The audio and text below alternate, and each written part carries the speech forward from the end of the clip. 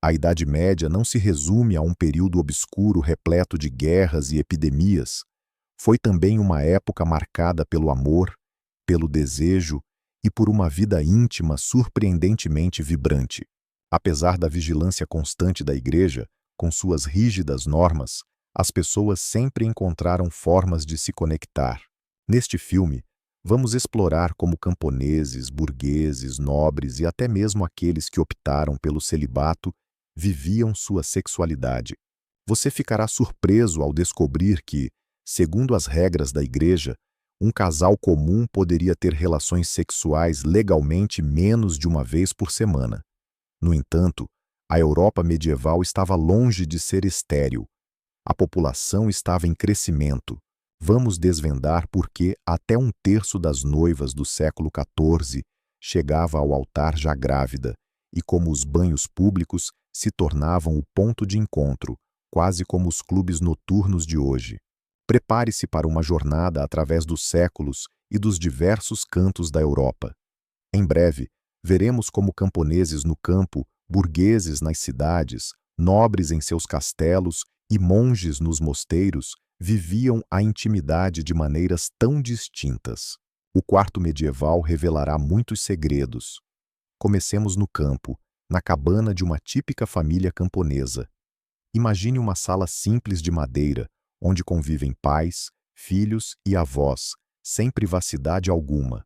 Quando a noite chega e as tarefas do dia terminam, o sexo se torna uma das diversões mais acessíveis para essas pessoas. O que mais fariam após um dia cansativo de trabalho? Os camponeses levavam isso de forma bastante prática. As crianças eram um apoio valioso na agricultura e uma garantia para o futuro. Quanto mais filhos, maior a probabilidade de que alguns chegassem à idade adulta. Neste filme, você entenderá por que a presença das crianças não impedia os pais de partilhar momentos íntimos.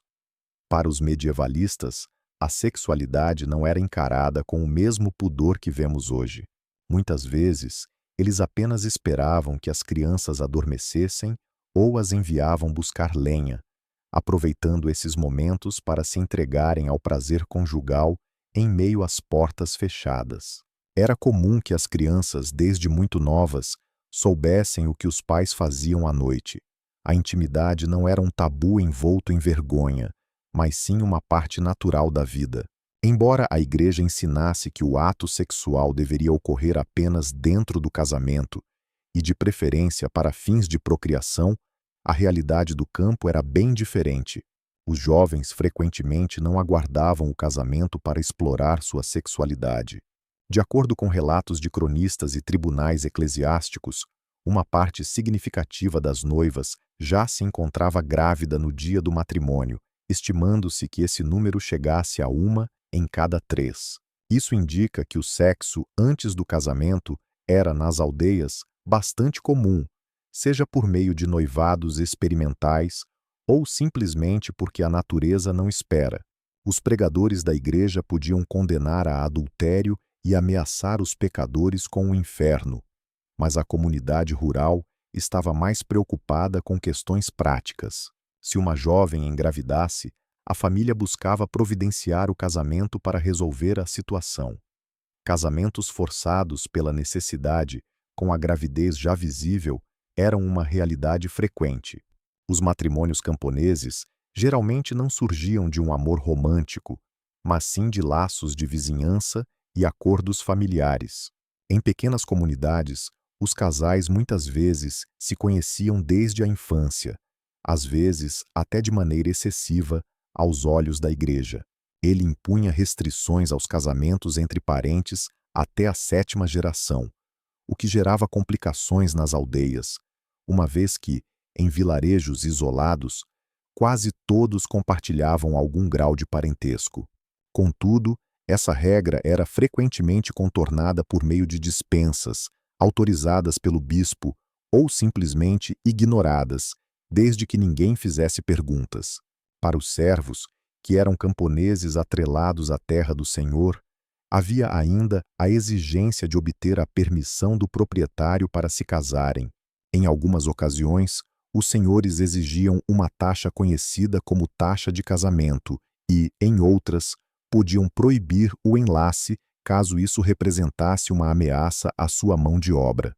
Neste filme, em breve vocês vão descobrir a aterrorizante lenda de que um senhor feudal tinha o direito de passar a primeira noite com a noiva de seu servo.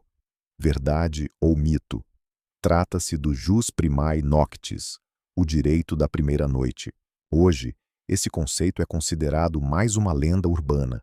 Não existem evidências de que, na Idade Média, houvesse uma norma legal que garantisse a um nobre a virgindade da noiva de seu camponês na noite de núpcias. No entanto, nobres poderosos frequentemente tomavam o que desejavam, e as mulheres do campo não eram exceção. Com base nas queixas preservadas, sabemos que alguns senhores ou oficiais se autoproclamavam detentores do direito de despir a jovem e tirar sua virgindade antes de entregá-la ao marido. Às vezes, isso se manifestava como violência e abuso. Outras vezes, como romances disfarçados de proteção, enquanto as famílias envergonhadas preferiam o silêncio. Algumas garotas até se gabavam de ser desejadas pelo senhor, considerando isso, de forma distorcida, uma honra. Como consequência, surgiram inúmeras crianças ilegítimas de nobres com mulheres comuns. Havia piadas amargas sobre os camponeses simples, que precisavam aguardar até que o senhor se satisfizesse, sem mais opções a não ser paciência e orações, já que não podiam pagar por uma prostituta. De fato, os homens do campo não tinham condições de usufruir de prazeres pagos, ao contrário das classes mais abastadas, e a prostituição praticamente não existia nas áreas rurais. A comunidade agrícola fechada não tolerava meretrizes.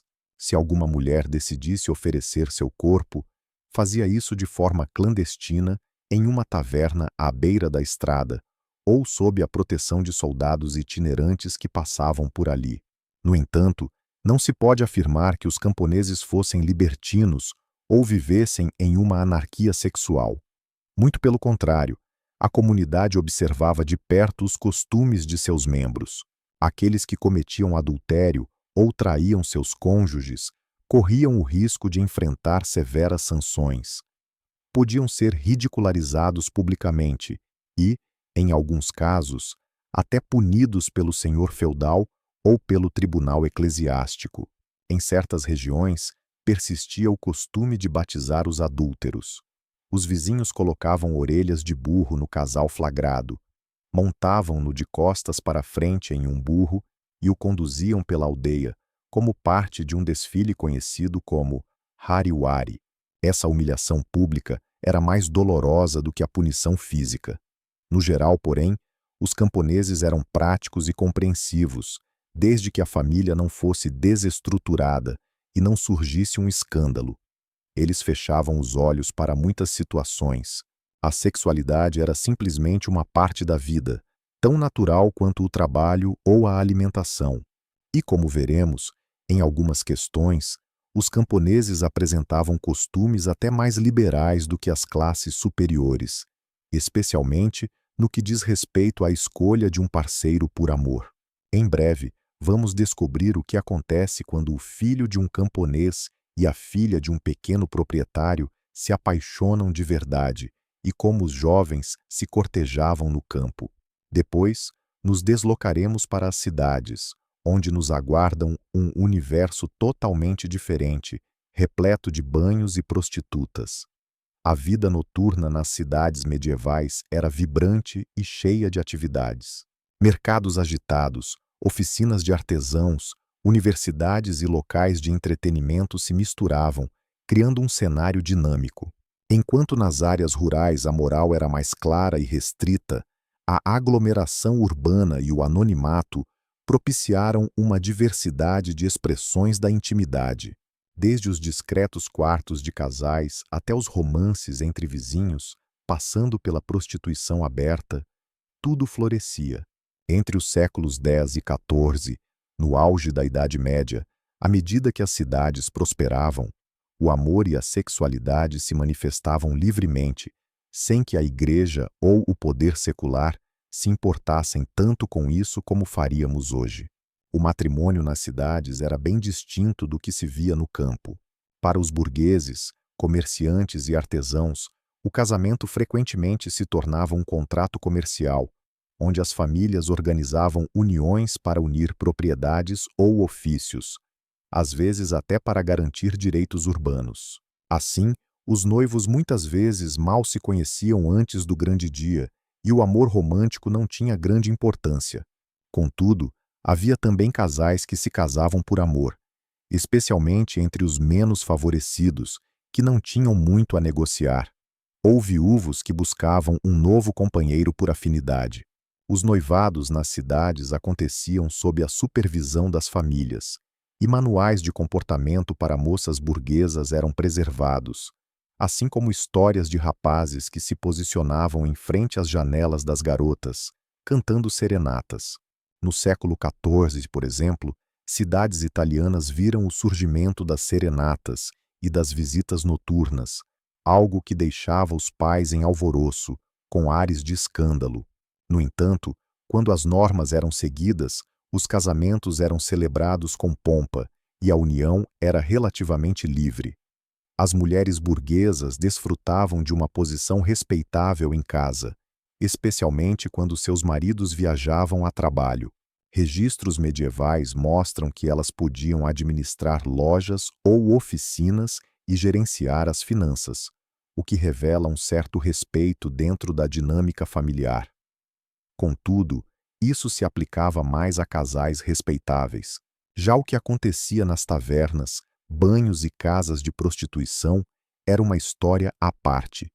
Foi nas cidades que surgiram pela primeira vez bordéis oficiais. Embora a prostituição, conhecida como a profissão mais antiga do mundo, já existisse, na Idade Média ela tomou novas formas.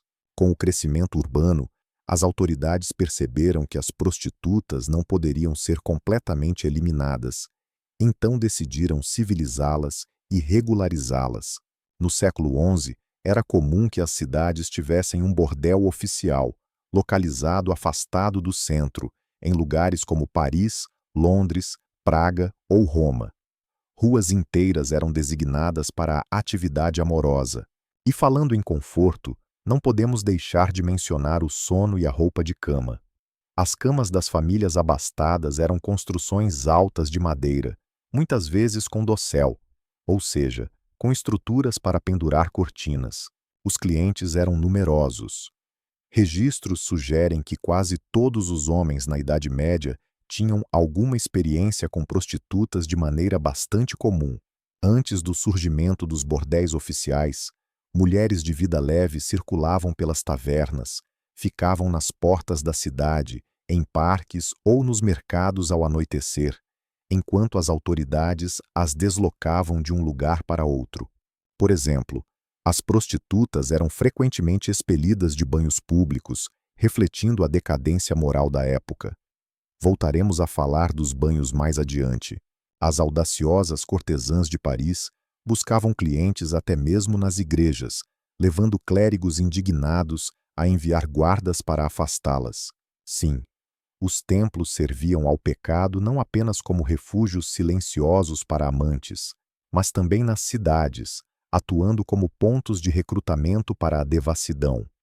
A prostituição era tolerada, mas profundamente desprezada. Oficialmente, a Igreja chamava essas mulheres de pecadoras impuras, orientando os bons cristãos a mantê-las à distância. No entanto, teólogos como Santo Agostinho e Tomás de Aquino viam as prostitutas como uma alternativa menos pior a delitos mais graves. Por exemplo, acreditava-se que era menos nocivo que um homem solteiro buscasse uma prostituta do que ele cometesse o estupro de uma virgem ou caísse no pecado da masturbação. No século XIV, começou a surgir a ideia de que a masturbação era um pecado sem sentido, já que não resultava em procriação, enquanto a relação com uma prostituta poderia gerar vida. Essa lógica, embora absurda pelos padrões atuais, refletia a mentalidade da época. A procriação era vista como a prioridade, e tudo que não contribuísse para isso era condenado. Os vereadores também enxergavam a prostituição por uma ótica econômica. Eles impunham impostos sobre os bordéis e regulamentavam o funcionamento desses locais, enquanto mantinham as mulheres sob controle. Prostitutas não faltavam. Historiadores estimam que, no século X, em cidades como Londres e Florença, entre 5% a 10% das mulheres poderiam estar envolvidas com a prostituição, mesmo que de forma ocasional. Algumas exerciam essa atividade como um complemento de renda, assim como se fazia nas tavernas, banhos ou até mesmo como esposas de artesãos em momentos de dificuldades financeiras. Há registros de que, em cidades alemãs, estudantes e viúvas usavam a prostituição para aumentar sua renda. Contudo, isso trazia o risco de um declínio social. Elas eram obrigadas a usar roupas especiais em público, um sinal amarelo nas terras tchecas, semelhante ao que era imposto à população judaica, e enfrentavam discriminação legal. Raramente alguém se manifestava em sua defesa nos tribunais, e se fossem agredidas, era difícil provar que não mereciam tal tratamento. Assim, as cidades estavam repletas de tentações. Os banhos públicos se tornaram um famoso ponto de diversão libertina. Inicialmente, eram locais para a purificação do corpo, onde homens, mulheres e crianças frequentavam nus, muitas vezes em horários diferentes. Com o tempo, no entanto, as separações se tornaram menos rígidas. No final da Idade Média, os banhos já funcionavam mais como um clube de bem-estar contemporâneo, misturado com um bar e um dormitório. As pessoas iam lá para se banhar, conversar, jogar cartas, banquetejar e beber vinho. E como você pode imaginar, a nudez e a alegria frequentemente levavam a flertes e brincadeiras amorosas. Os banhos tornaram-se, assim, o epicentro da vida sexual da cidade. Não eram apenas as prostitutas que ofereciam massagens. Até mulheres respeitáveis se aventuravam em flertes inocentes, que facilmente podiam se transformar em pequenos pecados. Crônicas da época descrevem encontros de jovens e velhos, casados e solteiros, diretamente nas banheiras, durante banquetes com um cálice nas mãos. Gravuras do século X mostram casais nus em caldeirões repletos de comida e bebida, como em uma animada despedida de solteiro. As autoridades ignoraram isso por muito tempo, e a igreja pouco conseguiu com seus sermões. Afinal, os banhos eram oficialmente reconhecidos como locais de higiene, e o que acontecia atrás das cortinas era difícil de controlar. Algumas casas de banho, portanto, acabaram por se tornar prostíbulos abertos. Gritos e risadas ecoavam de dentro, tornando impossível ignorá-los. Contudo, essa liberdade não perdurou eternamente. Os tempos mudam. No século X, não apenas novas doenças invadiram a Europa. A sífilis, no final desse século, afetou gravemente a comunidade promíscua. Mas, acima de tudo, novos movimentos religiosos clamavam por uma purificação dos costumes. Nas terras tchecas, surgiram os hussitas no início do século XV, trazendo consigo um fim drástico à tolerância em relação à prostituição. Um dos 4 célebres artigos de Praga de 1420 estabelecia punições severas para todos os pecados mortais, especialmente os que eram públicos e escandalosos. O adultério e a prostituição foram especificamente mencionados. Os hussitas expulsaram as prostitutas das cidades, baniram danças e destruíram os caldeirões das casas de banho. O comandante Jan Žižka, em seu regulamento militar, deixou claro que não aceitava adúlteros ou libertinos em seu exército, prometendo puni-los sem compaixão. Em Praga, o lado hussita fechou todos os prostíbulos, e os cronistas relataram que as sacerdotisas do amor da época tiveram de se casar ou desaparecer sob pena de morte. Essa severa revolução moral, no entanto, foi mais uma exceção do que uma regra para aquele tempo e região. Após o fim das guerras hussitas e a gradual pacificação, muitas casas de banho e prostíbulos em Praga e em outros locais reabriram, embora de forma mais discreta. Contudo, a tendência geral do final da Idade Média foi, de fato, o endurecimento da moral pública. O fim da Idade Média se aproximava, e o início da Reforma traria ainda mais transformações. Em breve, deixaremos a liberdade urbana para explorar o mundo dos castelos e palácios. Como era a vida íntima da nobreza? Veremos que, enquanto burgueses e camponeses viviam seus amores e pecados geralmente em segredo, a aristocracia seguia suas próprias regras. Romances esplêndidos na corte de um lado e escândalos picantes do outro. Agora, vamos adentrar as magníficas câmaras, castelos e palácios onde a nobreza medieval habitava. À primeira vista, poderíamos pensar que a vida das nobres damas e senhores era repleta de formalidades e virtudes. Afinal, os cavaleiros faziam votos de pureza às suas amadas, e a etiqueta da corte exigia a proteção da honra das mulheres. No entanto, a realidade era bem mais complexa. Por fora, dignidade e um amor aparentemente idealizado. Na privacidade, romances frequentes, amantes e escândalos tumultuosos. A vida íntima da nobreza tinha suas próprias regras, que mudaram com o passar dos séculos. Os casamentos entre nobres eram quase sempre questões de política estatal ou familiar. Desde o início da Idade Média, era comum que as crianças da nobreza, especialmente as meninas, fossem prometidas ainda na infância para formar alianças. O amor não tinha relevância. O casamento era uma questão de lógica, ou melhor, de estratégia. Por exemplo, as rainhas frequentemente se casavam aos 14 ou 15 anos com reis muito mais velhos, pois isso beneficiava suas dinastias. No norte da Europa, na Escandinávia, no início da Idade Média, ainda se podiam observar costumes mais liberais. As sagas vikings nos mostram que, ali, o amor às vezes fazia parte do casamento, e as mulheres tinham o direito de solicitar o divórcio, mesmo quando o marido não conseguia cumprir seu papel. Quando o cristianismo se estabeleceu na região, as condições sociais passaram a se alinhar com as do restante da Europa.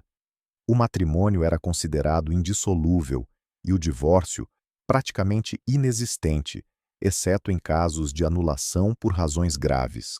O foco principal era a procriação de herdeiros. As nobres davam à luz com frequência, pois a dinastia necessitava de sucessores e a mortalidade infantil era alta.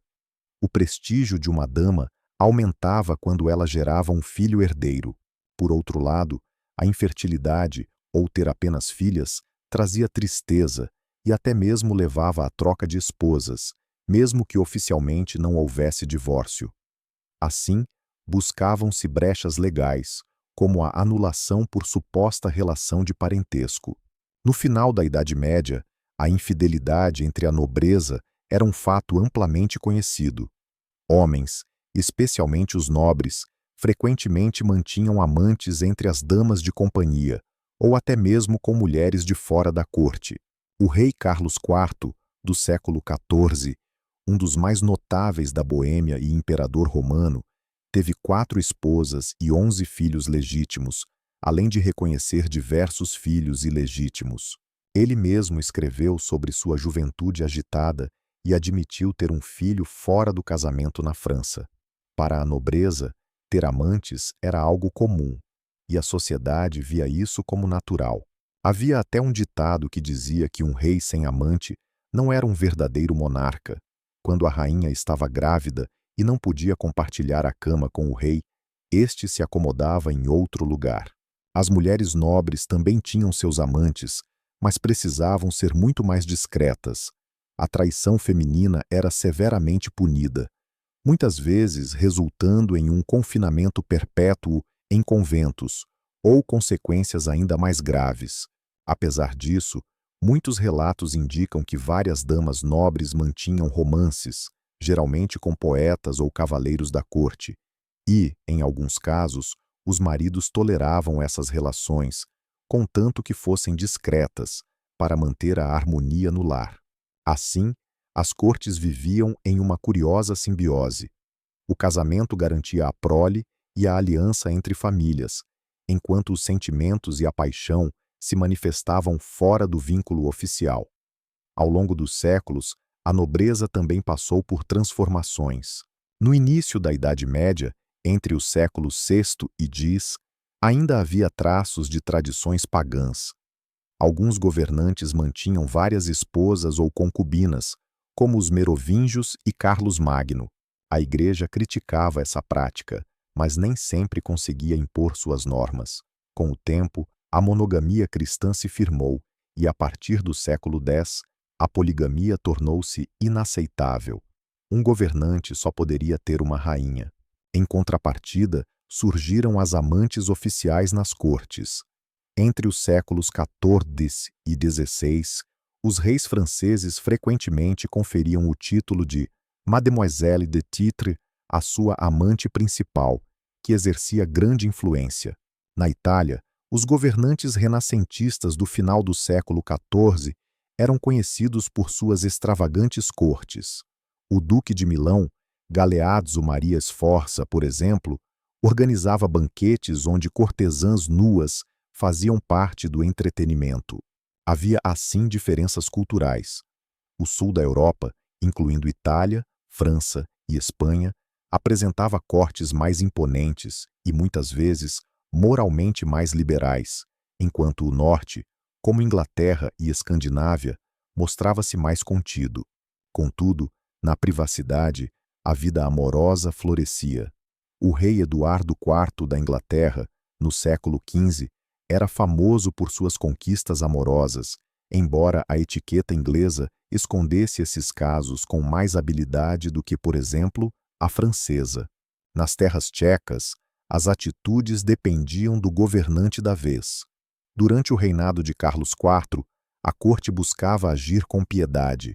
Em contraste, sob Wenceslau IV, o filho criado por Carlos, as festas no castelo de Praga eram marcadas por excessos, com mulheres de comportamento leve, temas que os cronistas narravam de forma detalhada. Vale destacar que, embora o amor e os sentimentos não fossem estranhos à nobreza, demonstrá-los de maneira exagerada era visto como uma fraqueza. Contudo, existem cartas encantadoras entre casais da alta sociedade medieval, repletas de ternura e preocupação genuína. Um exemplo é a correspondência entre um cavaleiro inglês e a senhora Paston, no século XV, que trocavam mensagens cheias de amor e cuidado, mesmo após anos de casamento e filhos. Esses relatos revelam que, mesmo em um contexto de uniões arranjadas, o amor podia florescer entre os cônjuges. Algumas vezes, a sorte sorria e as famílias encontravam pares que se entendiam e se apaixonavam. Em outras situações, os amores extraconjugais permaneciam ocultos.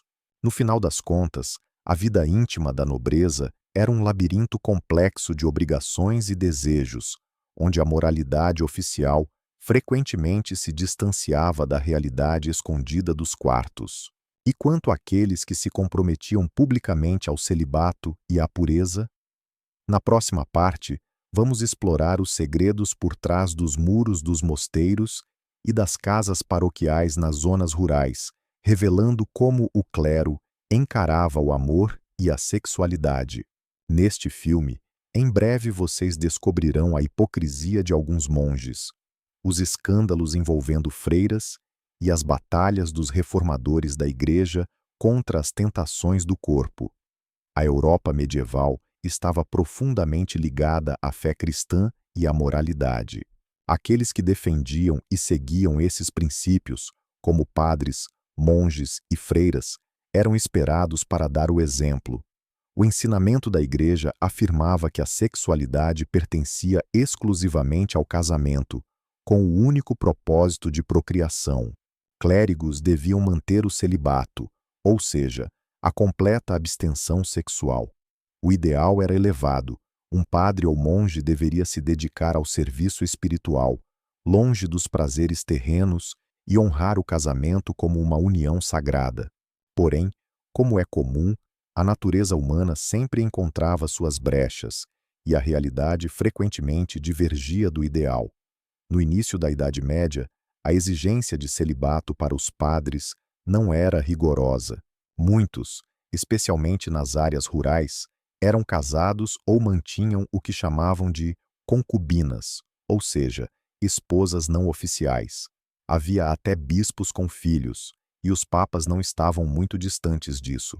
Um caso notório é o do Papa João XIX, no século X, que supostamente transformou o Palácio Latrão em um prostíbulo.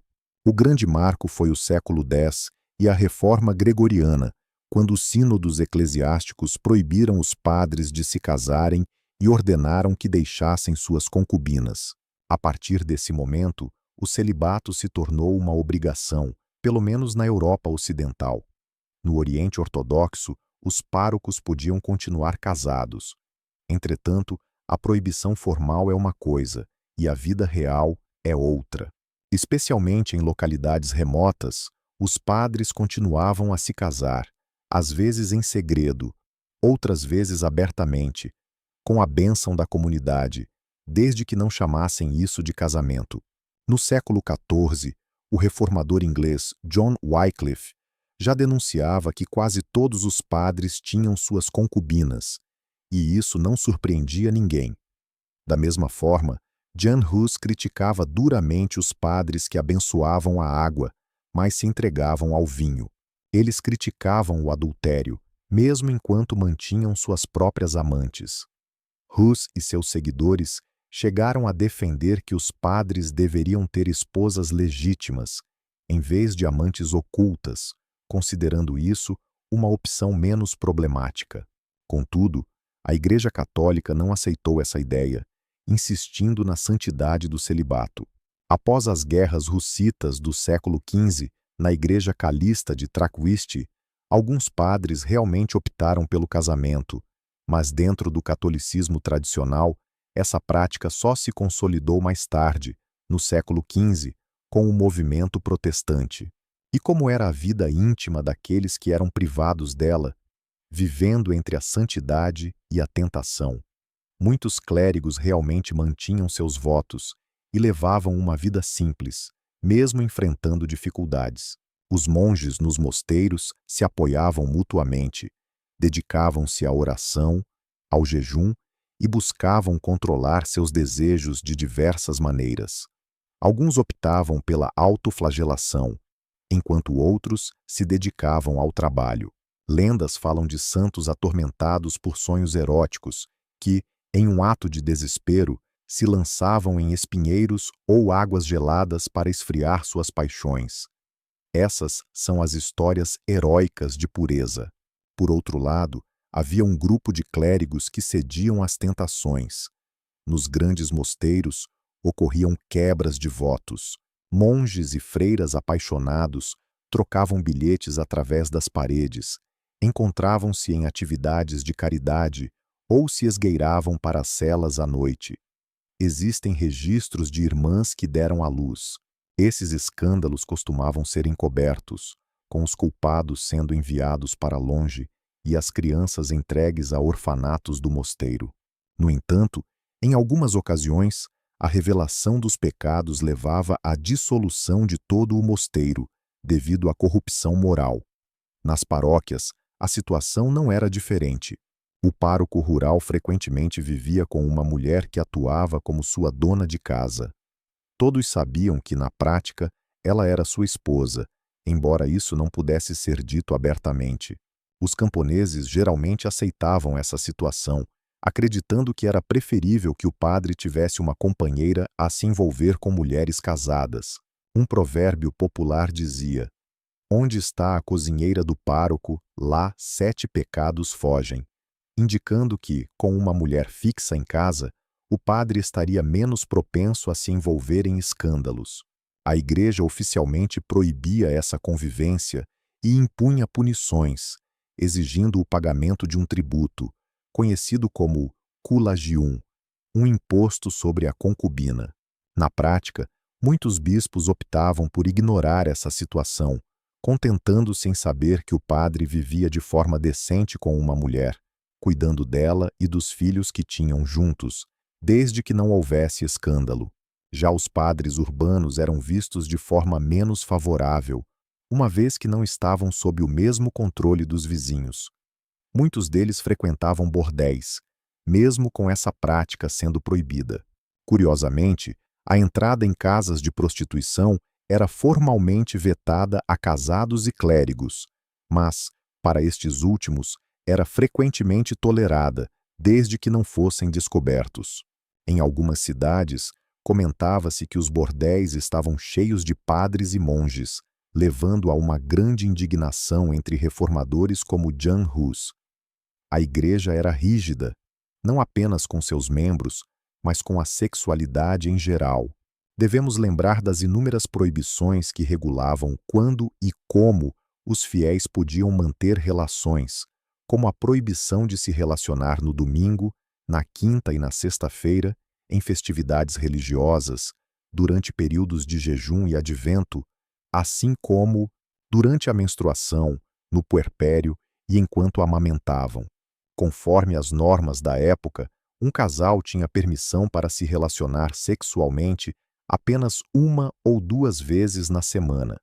E mesmo assim, a igreja estipulava que a única posição aceitável era face a face, com o homem por cima. Qualquer outra forma, como de pé, por trás ou com a mulher no topo, era considerada antinatural e pecaminosa, pois supunha-se que dificultava a concepção. O sexo oral era classificado como um pecado grave, enquanto a sodomia enfrentava punições severas. O contato entre pessoas do mesmo sexo também era visto como sodomia. E a partir do final da Idade Média, as penas para esses atos tornaram-se rigorosas. Em algumas cidades italianas e francesas, homens foram queimados por serem acusados de cometer pecados ardentes. Vale ressaltar que, na Idade Média, não existia a compreensão moderna de identidade LGBT. Era tratado apenas como um ato proibido.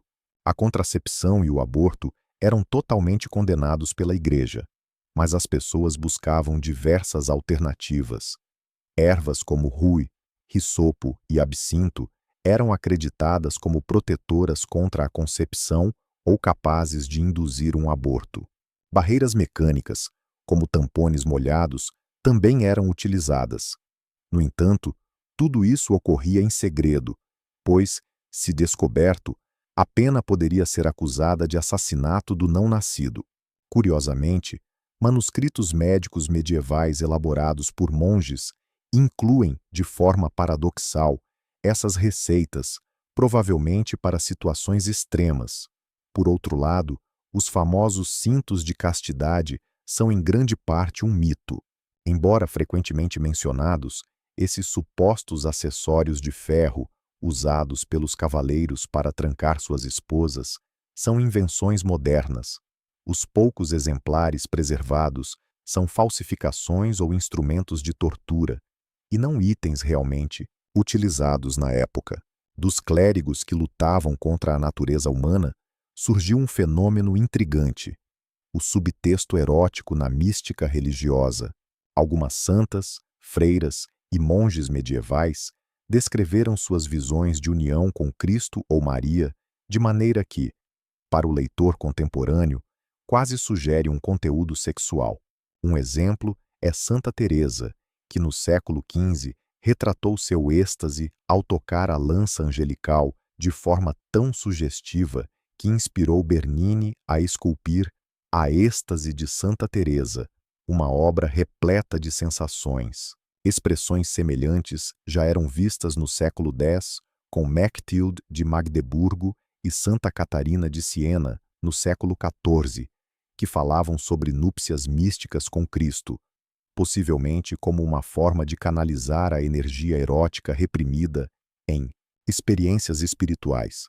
Contudo, o mundo da Igreja também conhecia os efeitos devastadores da sexualidade sufocada.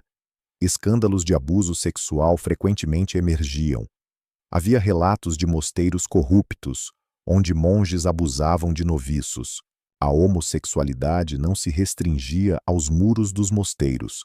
No século XIV, um papa enfrentou um caso em que um pároco incitava meninos locais ao pecado, sendo chamado em latim de corruptor puerorum, ou depredador de meninos. A Igreja tentava ocultar essas ocorrências, mas a verdade é que elas existiam. Em resposta a esses fenômenos, as regras morais tornaram-se cada vez mais rigorosas no final da Idade Média. Em suma, os clérigos promulgavam uma moralidade sexual severa, mas eram humanos como qualquer outro. Muitos lutavam sinceramente contra seus próprios desejos, enquanto outros sucumbiam a eles em segredo. A sociedade observava e frequentemente criticava a Igreja por sua hipocrisia.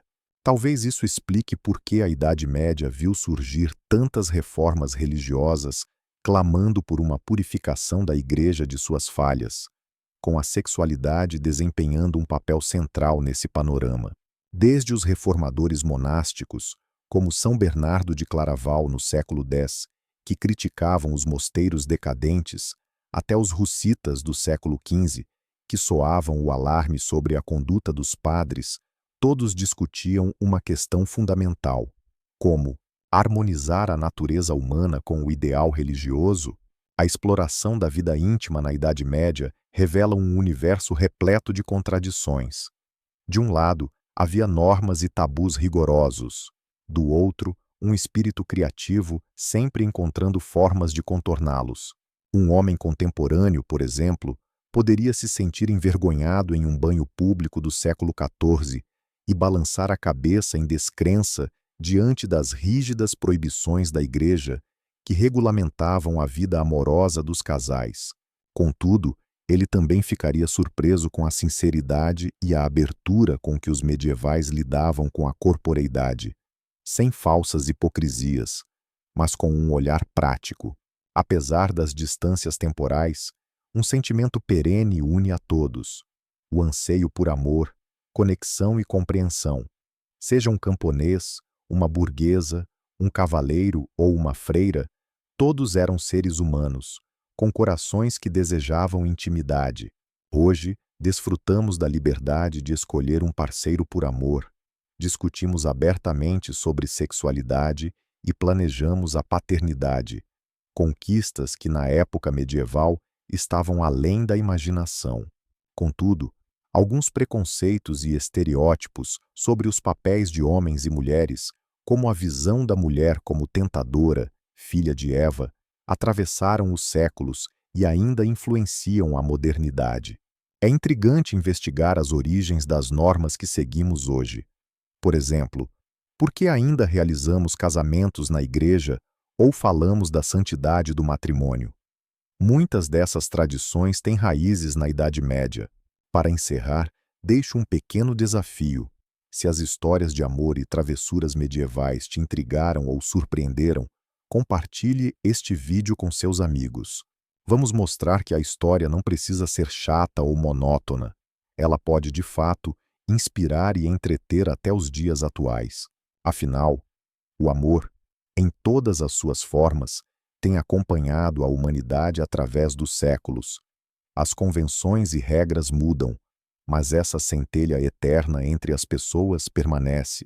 Agradecemos por explorarem conosco os mistérios da intimidade medieval e convidamos todos para mais uma jornada pela história.